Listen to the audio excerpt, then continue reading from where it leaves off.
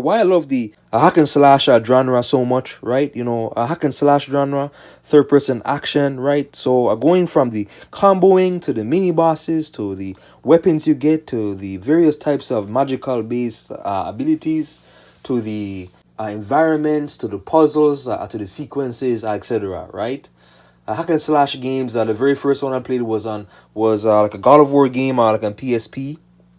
A God of War game, like on PSP, and Chains of Olympus, and from then, like I went on to X-Men, Wolverine Origins, to God of War 3, to Devil May Cry, to Metal Gear Rising, etc. Right? So yeah, a hack and slash genre.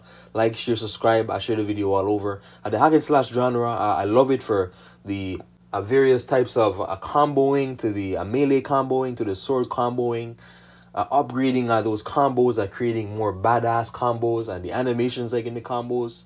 Bayonetta, for example, or God of War 3, or a Metal Gear Rising, right?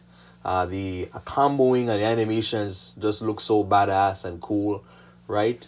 And upgrading like those combos, creating better move sets, right? Learning the move sets, that can be one thing too. Learning blocking, dodging, parrying, all those things that that are very common in the hack and slash type genre. Blocking, etc., is very essential in like a God of War, or for example, Metal Gear Rising, where the controls are kind of hard to learn, or like X-Men Wolverine Origins or Dante's Inferno.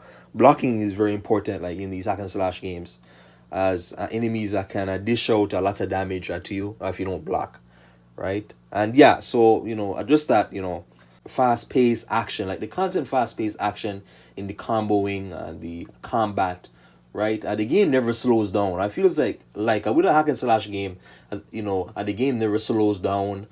Outside of those slower sequences where you're trying to find which way to go, or like trying to find which path to go on, or for example, like there'll be certain puzzles which will slow down the pacing like the game, right? But for the most part, the hack and slash game is just constantly taking down enemies, and the hack and slash games will lock you in certain areas, right? Lock you in a certain room or some sort of area, and that's gonna force you to kill all the enemies like in that area before you can progress, right? So this forces you. I like it because it forces you to get better, like at the game, gain more XP, magic points, or whatever it be, orbs, and yeah, I learn the enemies better. I learn the enemies attacks better, projectiles, etc. So yeah, right off the bat, right, the pacing of the game, fighting enemies, right. Hack and slash games, they tend to, some of them will share, like a similar tone to the game, or like a theme to the game, where a God of War has a theme about vengeance, and kind of about redemption in a way. Dante's Inferno, again, redemption, vengeance, right? Wolverine Origins, redemption, vengeance. Metal Gear Rising, same thing, vengeance, payback, personal growth, etc. Right? So yeah, a lot of the games will have these similar character arcs, or character themes, tone to the game, right? The older God of War games are very similar to a Dante's Inferno, right? Dante's Inferno, I feel like I carried a lot over, like from those games, like in the tone of the game felt very similar. So yeah, the tone of the game is gonna feel very similar. It's gonna have like a very a grand scale, or like a violent tone to the game, right? Going like into the scale of the game, the scale of the bosses are big. The mini bosses are huge, can be big, right? I Devil May Cry 1, I remember you fought a literal god, like in the game. God of War 3, you kill multiple gods in the end of the game.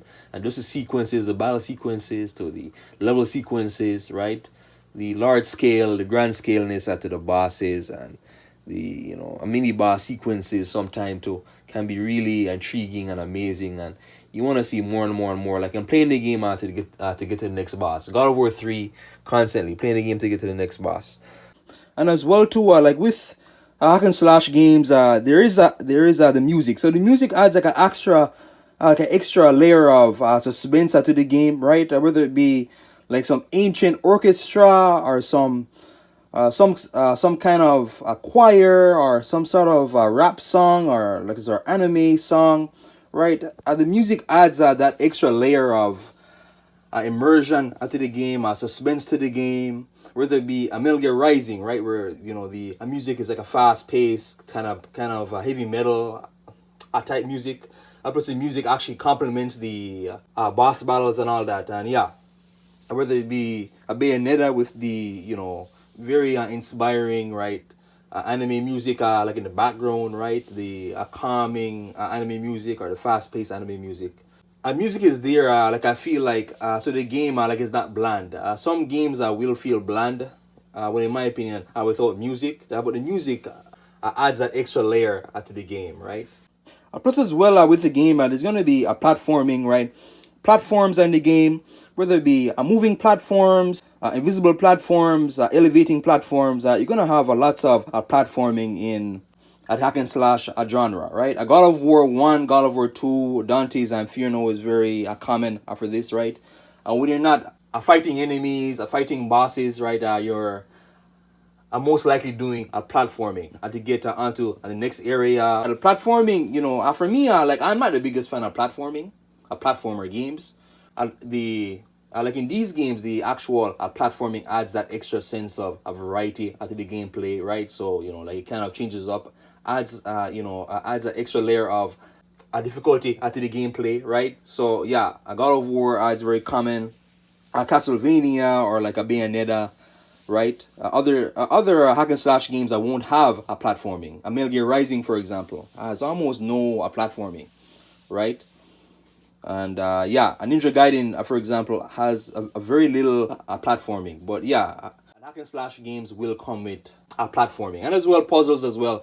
Certain types of puzzles are in the game. For me, like I hate puzzles in games. I hate puzzles. But puzzles will be in the game, whether it be a maze puzzle or like a move puzzle. God of War 3 had a nice puzzle in it where it's a song puzzle. So you have to match this ancient, Greek piano. You gotta match a certain, tone or like a certain, orchestra in order to unlock the puzzle or whatever it is. Other puzzles, for example, gauntlets, right? Platforming puzzles, and yeah.